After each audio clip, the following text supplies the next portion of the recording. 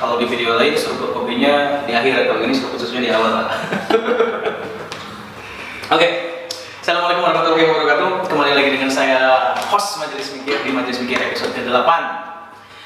Saya tidak sendiri di sini, ditemani oleh Ustaz saya Adenda sebagai seorang pemerhati dunia keislaman, begitu ya? Pemerhati dunia keislaman. Oke, udah lama juga kita ini baru lagi tag video di bulan Syawal ini. Mumpung juga masih dalam momentum Syawal, saya sebagai perwakilan dari Tauhid Community YouTube ingin mengucapkan taqabbalallahu minna wa minkum. Selamat Hari Raya Idul Fitri bagi teman-teman semua, meskipun ini sudah hampir mau akhir Syawal, semoga spirit Idul Fitrinya masih ada gitu sama kita, untuk selalu senantiasa meningkatkan kualitas beribadah gitu ya.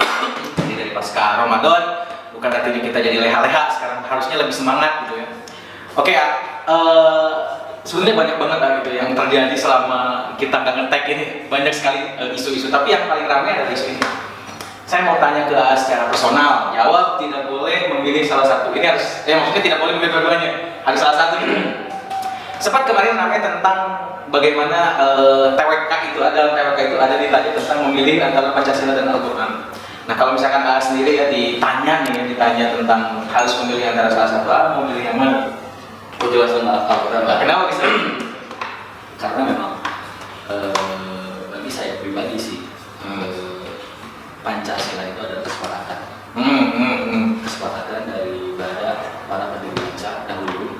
Kalau misal memang Al-Quran itu adalah landasan bagi setiap Muslim. Makanya bisa dikupas di dalam sejarah dulu ketika para pendiri bangsa melalui PPKI-nya.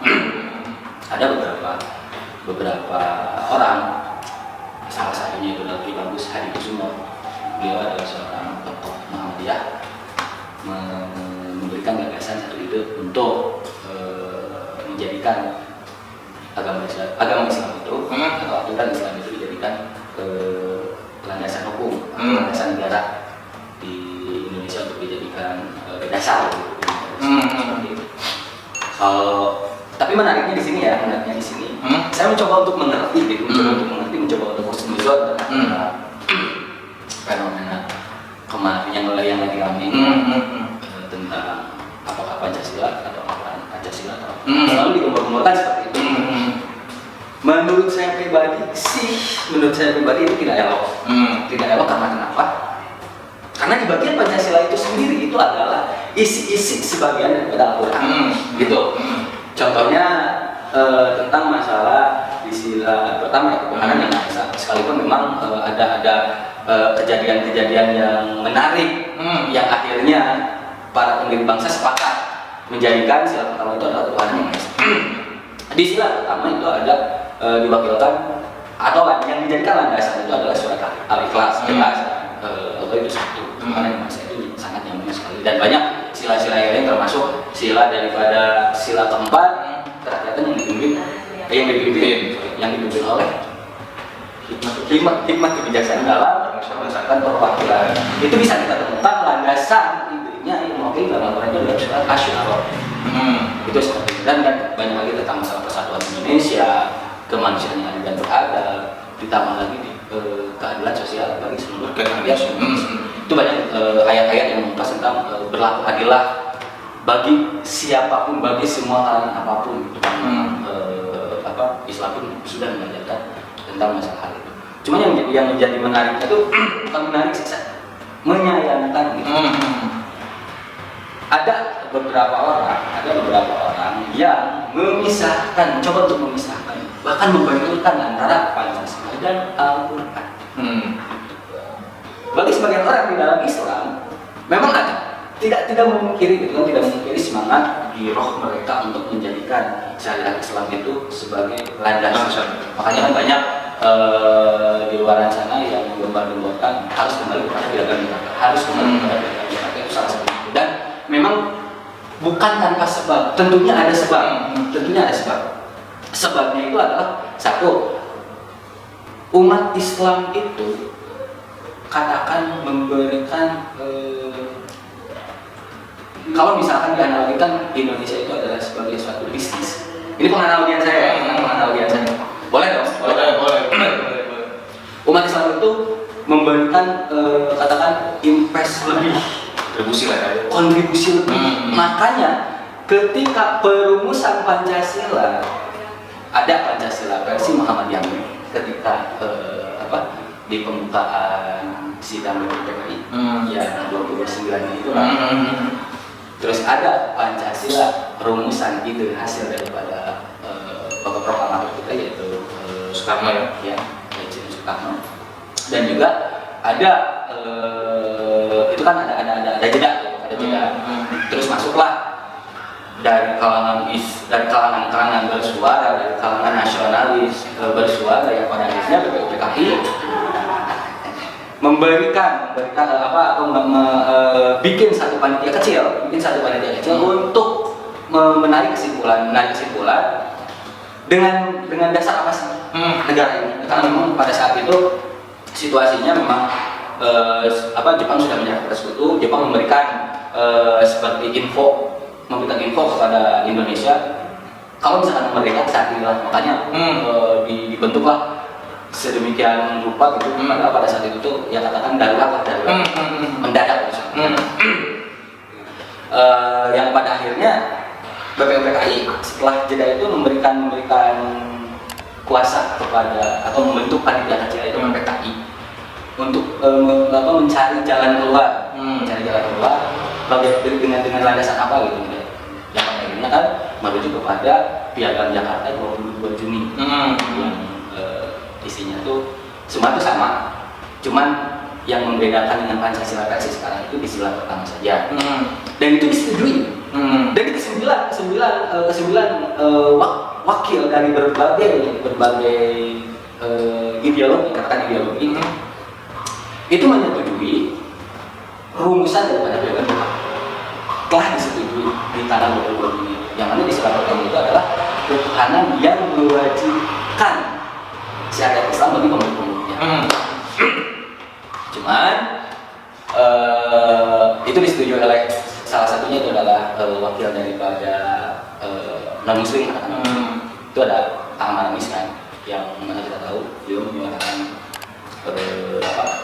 lebih menyuarakan kepada ide-ide atau gagasan-gagasan dari minoritas kan.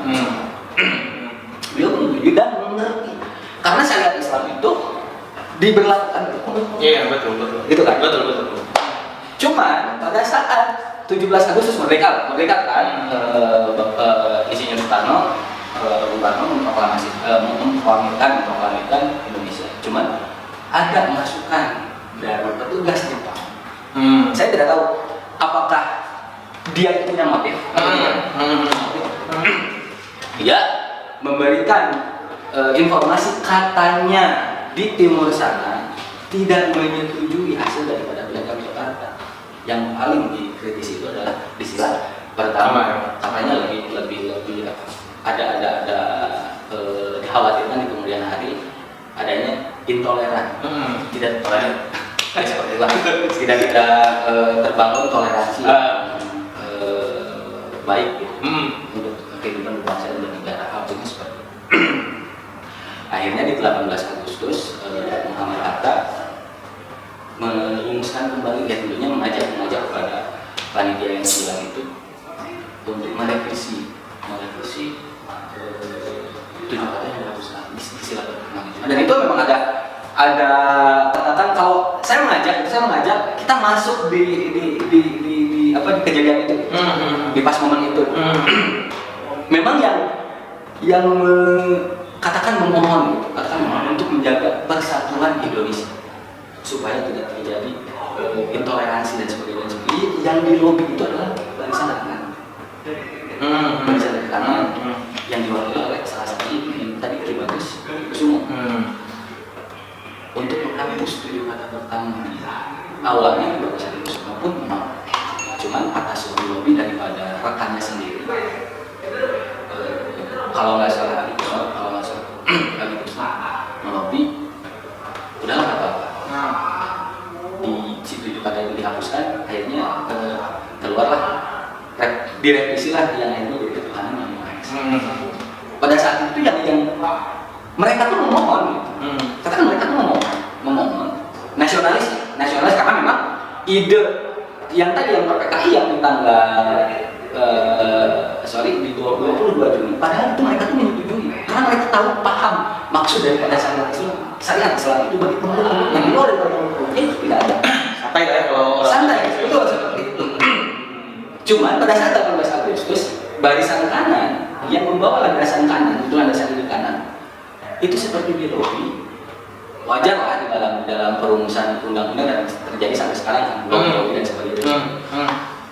Itu mereka mohon untuk lebih legowo, lebih legowo, lebih demi kemaslahatan orang banyak.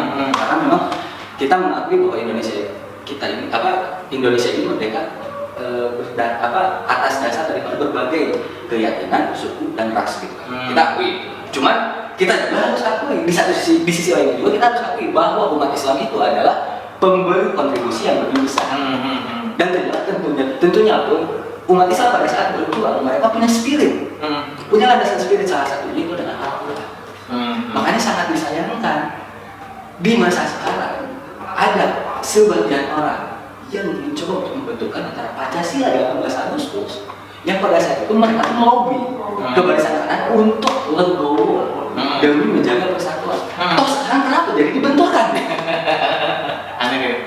Makanya ya itulah mungkin karena saya sepakat dengan kutipan daripada Kang Karma, tentang sejarah. Jangan sekali-kali melupakan sejarah. Karena kalau misalnya kita melupakan sejarah, pada saat kita membahas tentang satu atau merumuskan satu itu spirit tentang hakikat itu akan tidak ada. Yang pada akhirnya justru oke, katakan kita sekarang final nih 18 Agustus gitu kan, final 18 Agustus.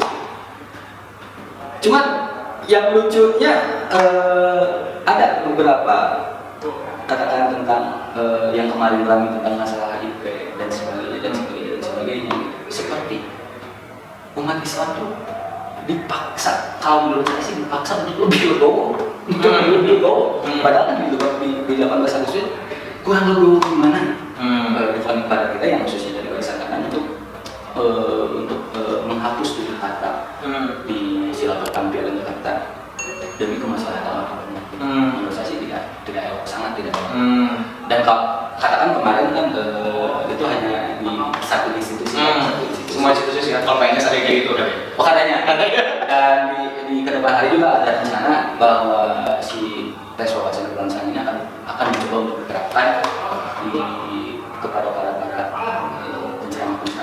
Ya katanya ada gitu. Kalau misalkan memang pertanyaan-pertanyaan model yang seperti di institusi itu sangat besar. Dan saya mengkhawatirkan di satu sisi umat Islam